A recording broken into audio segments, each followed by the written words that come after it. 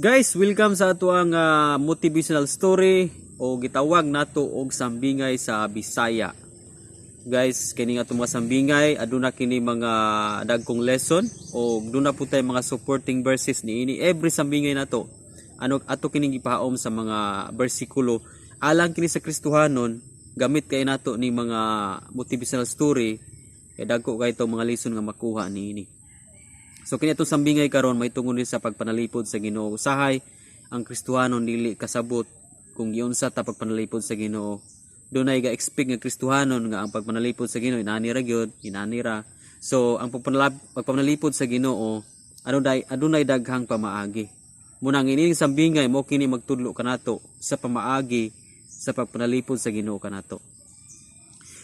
Para masabtan nato inani ang senaryo. Adunay usa ka pamilya sa France nga gitawag og Ginoong Clark og ang iyang tibuok banay gusto sila nga mo balhin og puyo sa Amerika kay nasayra nila nga for the first time from Poland to Amerika mo biyahe ang kinadak-ang barko sa una katong gitawag og Titanic.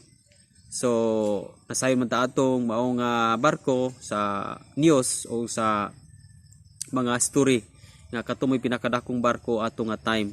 So 1 year before mo biyahe tong maong barko, nag-andam silang katong pamilya nga Clark sa France. Andam na gyud sila o nagsip sila dagang kwarta, ilang mga daladon para mobalhin sila puyo dito sa Amerika.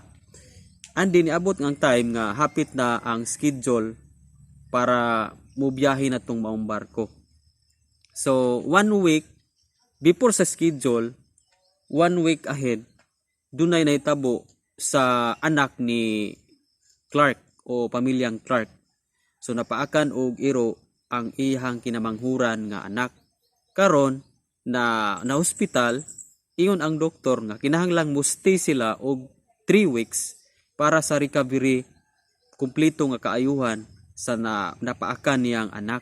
So sila, pamilyang Clark, nakaandam na sila kay 1 week na lang ang kulang para mo biyahe tong maong Titanic. So, nadismaya ang pamilya ni Clark tungod kay ang giingon sa doktor kinahanglan silang mustigyod og 3 weeks para sa recovery. So, nahuna-huna nila nga nakapackage na ilang mga daladon, kumpleto na ang ilang nasib nga mga kwarta para biyahe. So, sa ingon lang mahitabo nga musti sila og 3 weeks. So, moto nga na dismaya og nag-all gyud ang pamilyang Clark tungod kay 1 week na lang ang kulang pero musti sila og 3 weeks kinahanglan silang musti og 3 weeks para kumpleto nga recovery sa kaayuhan sa iyang anak nga napaakan.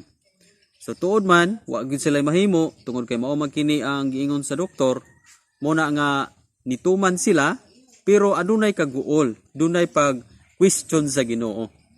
So ni question sa Ginoo ang pamilyang Clark nga, Lord, wa man gyud nimo tuguti nga makaadto mi. Unsa man gyud ang imong plano sa among kinabuhi? So mo ni iyang question sa Ginoo. So naka-question siya nga andam na unta mi Lord, amo nang gipangayo ni nimo, pero nganong nahitabo man ni sa akong pamilya. So mo to nga mo biyahe na gyud anang pagkaugma mo biyahe na ang mong barko. Perti na yung guulas pamilyang Clark kay mubiyahe naman ang barko mauntay sakyan nila pagkaugma.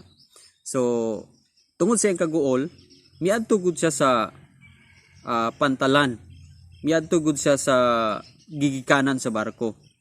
Miadto siya iyang ipahungaw iyang kaguol dito, nagpamukpok siya sa dughan sa dihang nibusinan ang barko para mularga na kaana siya nga ug wa pa napaaki ang akong anak. Mao na gyud ta ning panahon nga makasakay mi ani for the first time nga mobiyahe ning maong dako kayong barko. So goal kayo siya. So samtang nagbiyahe na ang barko, nagpatulo siya siyang luha hangtod nga niuli siya balik sa ospital tungod katong napaakan niya nga anak.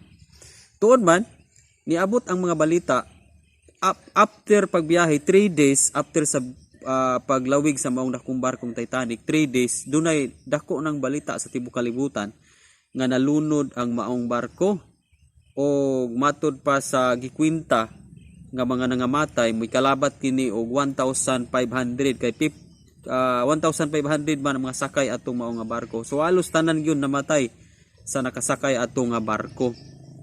So pagkabalo na nila sa pamilyang Clark, sa iyang mga anak, iyang asawa, pagkabalo nila ni anang maong balita, dako kay silang pasalamat sa Ginoo sa maong senaryo.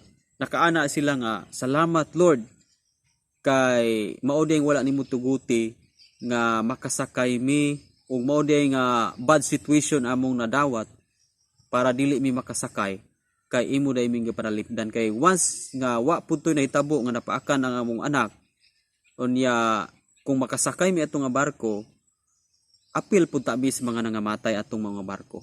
So diya sila nagpasalamat sa Ginoo, praise God sila kay tungod atong mga sitwasyon bisag napaakan ang iyang anak pero panalipod ito sa Ginoo para sila dili maapil sa kamatay itong maong pagkalunod sa dakong barko nga Titanic. So dinhi lang takutob sa atong sambingay guys.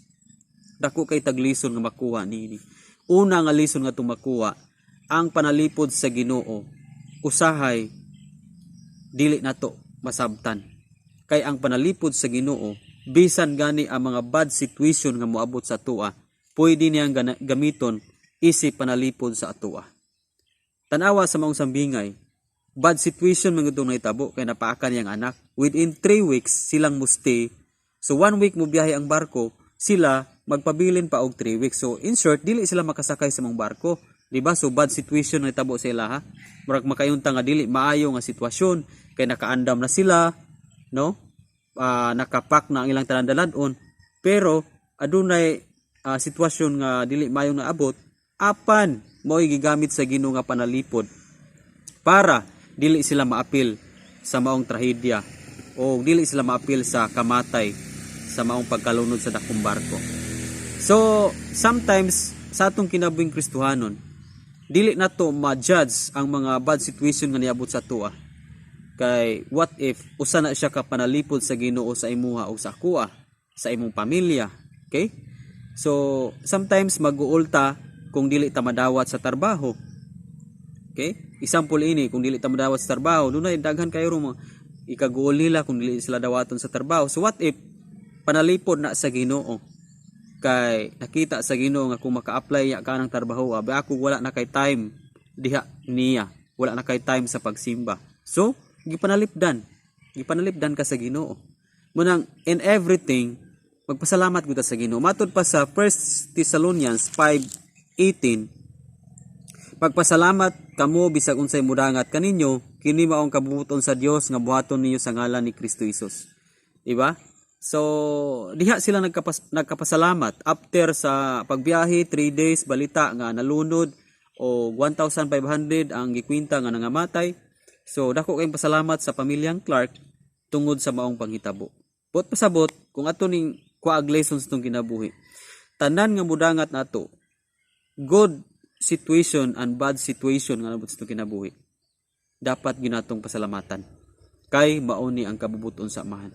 And ang kabubuton sa amahan sa kasagaran panalipod ni sa iyang katawhan. Usahay dili ta kasabot sa pamaagi sa pagpanalipod sa Ginoo. Pero masabtan na lang nato sa unahan nga mao ditoy panalipod sa Ginoo sadya makarealize ta ilabi na gyud sama sa mga sambingay. Diha sila nakarealize 3 days sadyang gibalita na nga gipanalipdan dai sila sa Ginoo. Di ba?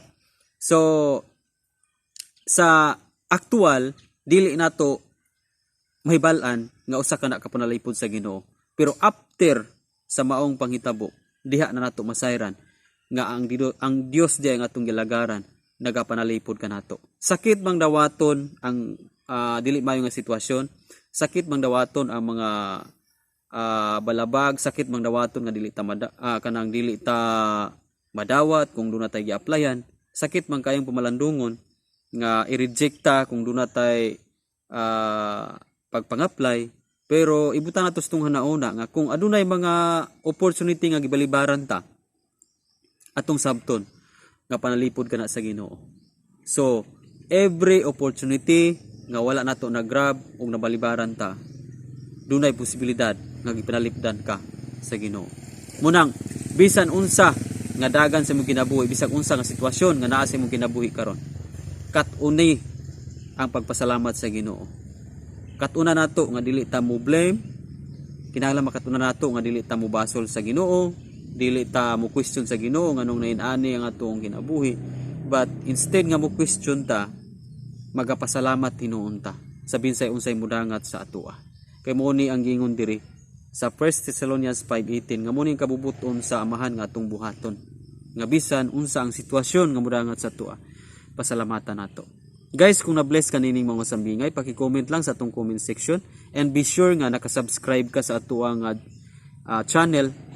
Actually guys, daghan na kay ta mga sambingay o nakay time paki-scroll up lang sa atong mga sambingay, pili lang sa atong mga sambingay.